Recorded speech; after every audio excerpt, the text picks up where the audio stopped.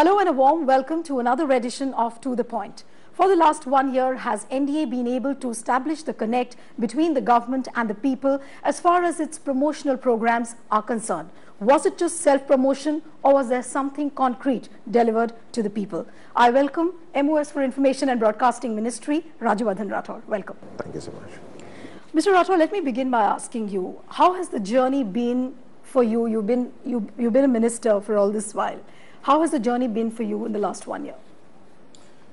For me in particular, it's been a great learning under obviously the leadership of the Prime Minister, who's extremely dynamic, leads by example, thinks out of the box. It's amazing to see him and the kind of energy levels that he has. It's amazing to see him working. And of course, my immediate boss, my Minister of INB, Shri Jaitley Saab, again a person with great clarity of mind and a great humor as well, a fabulous understanding of economy, various aspects. But when you say out of the box, you said that there were some out of the box ideas. As far as your ministry is concerned, are you in a position to say that yes, there were a few out of the box ideas? Have you heard of Man Ki Baat? Of course, yes. So I'm just saying that's just one of them. You see, the point is that to come up with solutions of our problems, given the constraints of resources, etc., one has to think of ways to accomplish and find solutions. And one need not always tread the beaten path. And perhaps he himself is the greatest youth of our entire government, because the kind of energy that he has, nobody else has. The kind of out-of-the-box ideas he has, nobody else has. And so what I say is that he's a great leader, inspiring leadership. Right. But Mr. Rathore, there's no two ways about the way Prime Minister has gone forward. But you're talking about Man Ki Baat. What is your next plan? To which level are you trying to take this program now? We've seen all the episodes which have come so far. No, the idea is not that we are building a program. We are not even, no, of course not, we are not even building a brand. But I'm what talking we are about doing taking is, the program to a next level. So it started with radio. Right. And a forgotten medium, if I can use that word, and yet covering 98% of the entire country. So talking of the radio, we are going to FMize the entire country. Right now, 45% of the country is covered with FM signals. In next 2.5 years, we'll have about 67% of the country covered by FM signals. That's from the technology point of view. But it started with radio, and now when the Prime Minister speaks on Man Ki Baat, it's online. Okay. It's broadcast on not just on Doordarshan, it is also broadcast on the channels. Some of the simulcast happening on all the other channels. Sometimes scripts, the text and the translated versions of it are carried in the regional channels. So the reach is phenomenal. And the idea, like I said, is that people get to hear their Prime Minister, what he feels, what he's going to do for them. Mr. Rathore, coming to another point which the media analysts and the observers have been talking about are the abroad trips of Mr. Modi, 18 visits, and the way they were, telecast, and talking specifically about the public broadcaster, the way they were putting out live programs right from morning till evening. So some of the media analysts we heard were saying that, it was all happening at the expense of the public exchequer. So do you think that, what do you have to say on this? Is it really justified when the media talks like that?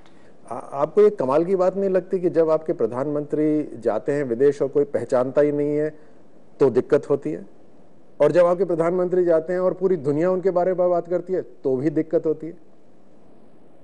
तो isn't there a problem there somewhere? To some people who have this issue that they're probably losing ground. And who's gaining ground? It is India that is gaining ground. It is being led by the Prime Minister. So he's the face, but finally it's India gaining ground everywhere. Forget the whole world. We were losing friends all around India. The kind of policies, friendly policies that India has always had. So you don't subscribe to views. You don't subscribe to views when people say that Prime Minister was on a self-promotion spree. It was you don't subscribe to that view. Prime Minister is not Prime Minister if India is not there. And because he is representing India, that's why he is the Prime Minister. And because he is representing India, that's why the non-resident Indians, the belief that they have now in his leadership and the love for their country make them come to those venues and create that aura of the Prime Minister. So both of them are absolutely vital to each other. Fair enough, and I'll accept what you're saying. Going to another controversy which struck your ministry at the very outset when the government, after just I think about 2 or 3 months later after the government was formed, and that was when around Vijayadashmi, RSS chief Mohan Bhagwat's speech was aired live on Doordarshan. And there were a lot of things that, how can a public broadcaster show the speech of an organization which is related to it's one of the wings of the ruling party. So is there any kind of restraint probably which the ministry is going to practice? And Vijayadashmi again would be around the corner, or is there some kind of a shackle now that, okay, you won't show live these kind of speeches? And any plans on that front? I see no relevance of this whole this question and the issues that are raised by people on such issues. Anybody and anybody who has a following, anybody who speaks sense, anybody who can give leadership ideas to the youth, we would get them on the platform of Doordarshan. And it was based on these very reasons that Shri Mohan Bhagwat came. No, because and at that point of time, Congress and the Congress leaders had started saying that if you can show Mohan Bhagwat, then why not Shahi Imam? And they started naming. I'm sure Shahi Imam would have been there on the Doordarshan. There is no embargo on anyone. Okay. So you would continue the way you have been. Anything that is good for the country. What is Doordarshan there for? Okay. It is to disseminate the best of the things which adds value to the people. All the opinions given on Doordarshan may not be acceptable to all. But we are not here for airing just the, I would say, universally accepted opinions. Right. But yes, opinions that bring value to majority of the people. But Mr. Rathore, what is the difference which probably you have brought as far as the public broadcaster is concerned? Because world across we see broadcasters are run by professionals. But here, as far as the Indian broadcaster is concerned, we see that the decision making mostly is done by the bureaucrats. So are you thinking of changing that system a little, trying to bring in more professionalism into it? So I'm not here to blow my own trumpet, but if you notice, and your viewers who are watching this program, I'll request them to watch Doordarshan News. And if they recollect the Doordarshan News that they had seen, they'll see a vast improvement, not just in the content, but also in the looks and feel of it. We've got Doordarshan News now on Android mobile platform. Very soon we'll have it on iOS as well. Not just Doordarshan, AIR is also on Androids and on an application. The idea is we are modernizing and we are improving the content, the quality of the whole network. The decisions, the day-to-day management is always with the people who are running the show there, and we have enough advisors to bring in that the expertise which is there in the channels outside. Okay, coming to the censor board controversy which happened, are you in a position to say today that the censor board members and the chairman, they are on the same page? Because just a few months before, there was an impression that probably the board members and the chairman, they are not one, because there were different opinions coming across. In the film industry, the people who are associated have huge egos. And my guess is that when we put the team together, perhaps there were some old baggages that people carried. Okay. In terms of their working and as a board, as a CBFC board is concerned, they are all together. Okay. But when it comes to individual relationship, right, I guess that's where the problem lies. No, I'm talking particularly about the list of 28 abusive words which was initially banned, and then, you also had a meeting. That episode really reflected the differences very clearly. It came out in the open. The board members started tweeting and they put it out on the social media what they felt, and there were different opinions emerging. So now when you ask me that question, you're actually digging these words out from their grave and bringing it to our interview. Because they're history, they're past, and there's no action being taken on them. The board themselves decided that we will discuss it on. No, why I asked you was that this was one of the controversies which the ministry faced. So I'm just asking you because so of that. when a team gets together, a new team gets together, and that to a team wherein each individual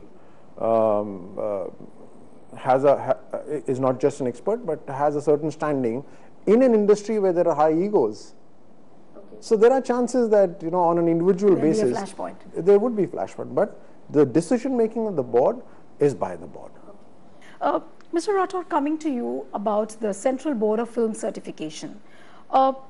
Modi ji, I remember when he was talking to the investors in China, he said he was talking about red tape to red carpet. But when you take this body in entirety, how are you really tackling the corruption in CBFC? A variety of ways. We are, in terms of the policy structure that we've come up with, we are getting the entire CBFC online. Okay. Which means that how does corruption happen in CBFC? One of the things is you have a film to be released, you have a certain date because you booked the theaters. The CBFC, in its previous role, would give you a date just short of your release. Right. And now you're on your knees to do whatsoever to get the film released. We have said that we will have an online system. Okay. Until the time we set up the software to have it online, Right. the online functioning would be available on paper. Okay. Which means today's CBFC is, if you're a film producer, you come and you put up your film, you would get to see what dates are available. Okay. Therefore, the CBFC of today cannot force you to come just short of your release date. Okay. If you go back, and anyone can seek information from the methods available. Right. Now, if you see the dates that the movies are coming, there's enough number of days till their release time. So there is no delay in the release of the trailers and... Yes, so this is how the trailers, now coming to trailers, in fact you would have noticed since the time Mr. Jaitley has come to the office, we've had meetings with the television producers, we've had top producers, we've had meetings with the film producers, directors, and the idea is, and I was told this was the first time that these kind of meetings were happening. So there you are. Until and unless the ministry that is functioning for the very people that it's supposed to come up with policies doesn't interact with them very often, then you will not have contemporary or effective policies. So we've now been discussing with them, and we are making things easier for them. But Rajyavardhan, this is one example you have given, but another... You asked me that example. Right. But one ailment which we have probably seen is the fact that the way the certification of the films is done. Very often, especially in the Mumbai board offices, we've seen the way certification is happening. How A category films are smuggled into the UA, under the UA garb. On the contrary. Now. UA garb. That's what I'm saying. A category films being smuggled into the UA garb. That's what I'm saying. On the contrary, when we are giving certifications now, there are films that some people say, well, it could have passed off as a UA, but it's been given A certificate. Okay. So I don't think so. See, vague accuses a dime a dozen, but specifically, we are working. We're working to make sure that, because this has been a point of contention. We're working to between make the sure that society not just the same EC comes on again and again. So the people who are coming into EC are a variety of people that are called on different occasions. So there's no specialist examining committee that so sorts of establishes the way the link with the certification is industry. happening at the moment now? It's much better. It's much better. And people, and I think this question you should pose to the industry, that is it as corrupt as it used to be? our idea is that it becomes absolutely transparent. Okay, so you've made the process transparent, and now it is for the film producers, the government and the society also to decide how this process is going to get unleashed. I'll have to take a break here, Rajyavardhan. When we come back, we talk about the press council and the digitization process. Back in a moment. Welcome back. You're watching To The Point with MOS INB, Mr. Rajyavardhan Rathore. Rajyavardhan, coming to you about the Supreme Court ruling which came in March, when it said that the government ads will now have only the pictures of Prime Minister, President and the Chief Justice.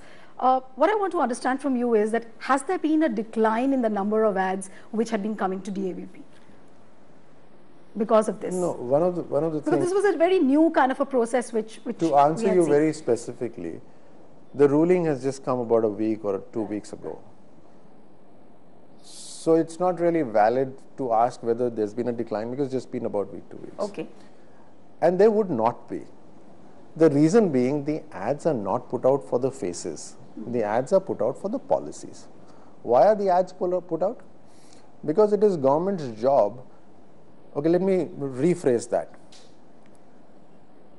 If you go to a citizen, if you go to the citizens and you ask them, what are their rights? What are their what are the things they can get from the government under various schemes? 90% are not aware. Okay.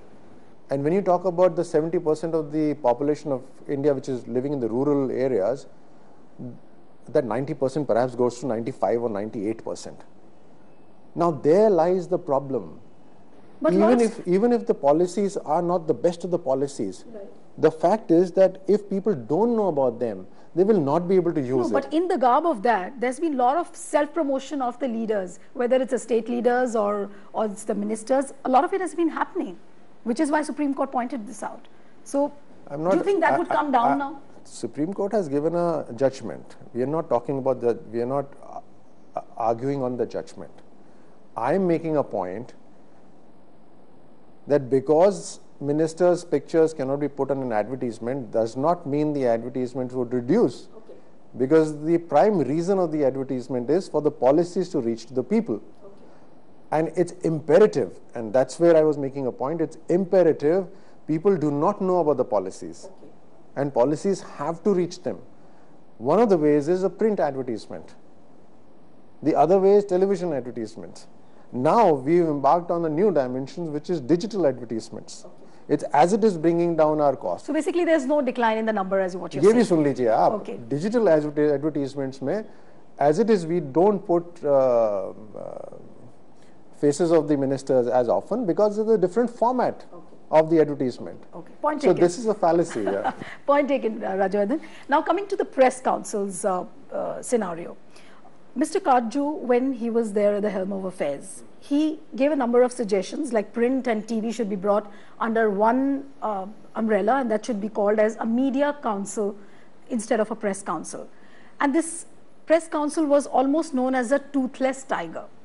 Are you thinking of ways and means, or is your ministry in somehow even talking about how to make this body more empowered? Are there any plans? Not immediately, I guess. Okay. But if somebody comes up with this as a concern, and perhaps there are suggestions which make the Press Council of India a more effective body, then these are things that can always be considered. The world is dynamic, it's always moving, so the changes are always happening. The idea is, if there is a change, it must happen for the positive. But there are so many self-regulatory mechanisms. Then you have bodies like ASCI, you have NBSA, then you have Editors Guild. These are all into the self-regulatory mode, but many times it does not happen. So are you thinking of adding some kind of a fillip to it so that it gets more regulated? Most of the time, see, the words you use make a lot of difference as an anchor. Many times it does not happen. So let me rephrase that. Okay. Most of the times it happens, and I'll give you figures for that. For the year 2013-14, I think, 13-14, there were 4,000 applications that went to BCCC, which is for the entertainment segment on the television, and I think the the various warnings, advisories, various sorts of punishments that were given out by them were to the tune of about 2,000 roughly. That is only for the year 2013-14. Okay. From the year perhaps 2006, the ministry has issued about 416 warnings and advisories. Okay. Now look at the comparison. And your viewers are also listening, so let's keep the words right. Okay. Most of the times, it is the BCCC for the entertainment, the ASCII for the advertisements, and the NBSA for the news that are self-regulating their own bodies. In fact, let me go a step further. And you're quite happy with the way they are regulating themselves at the moment?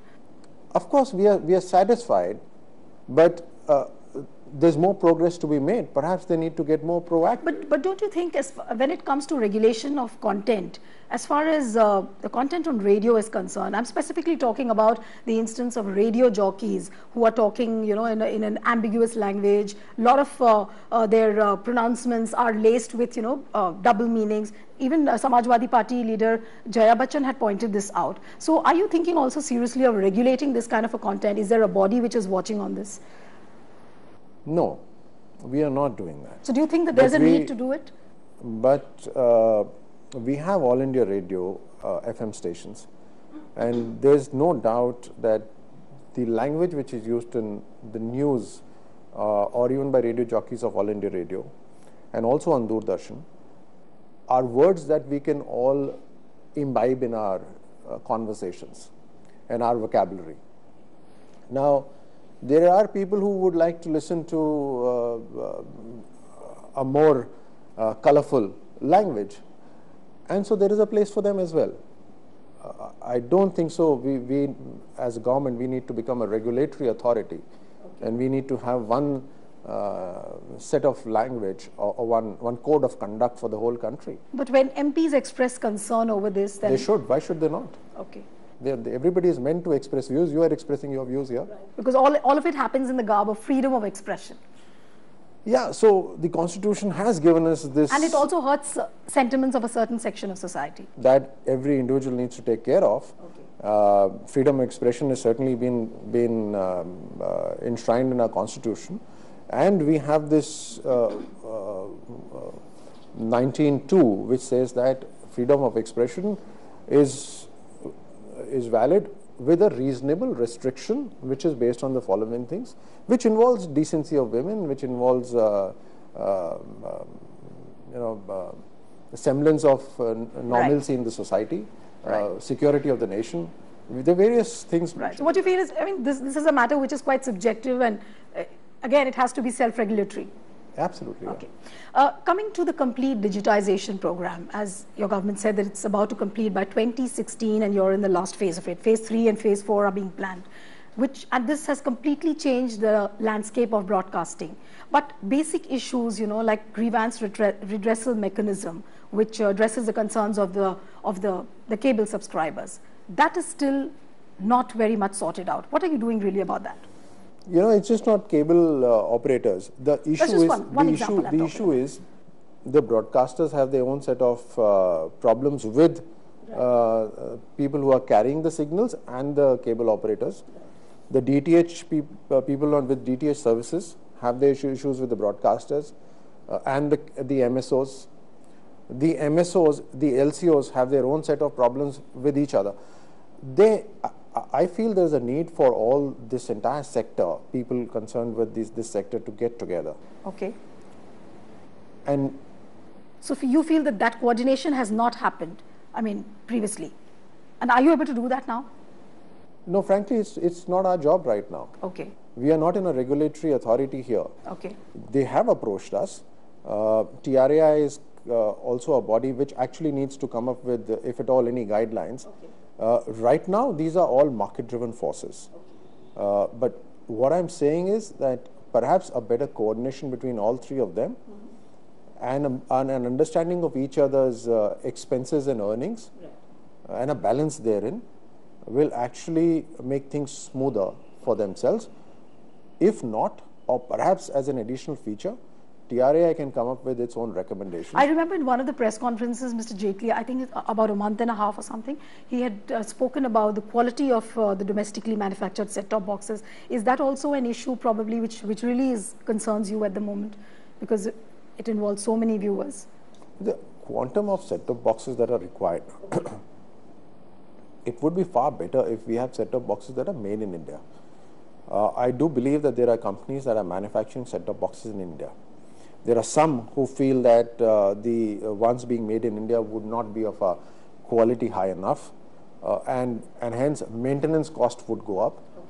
Yet there are others who feel that we do not need set-top boxes from abroad. With a little technology or perhaps cooperation, the business cooperations from there, we would be able to manufacture these set-top boxes here. I think we'll have to wait and watch.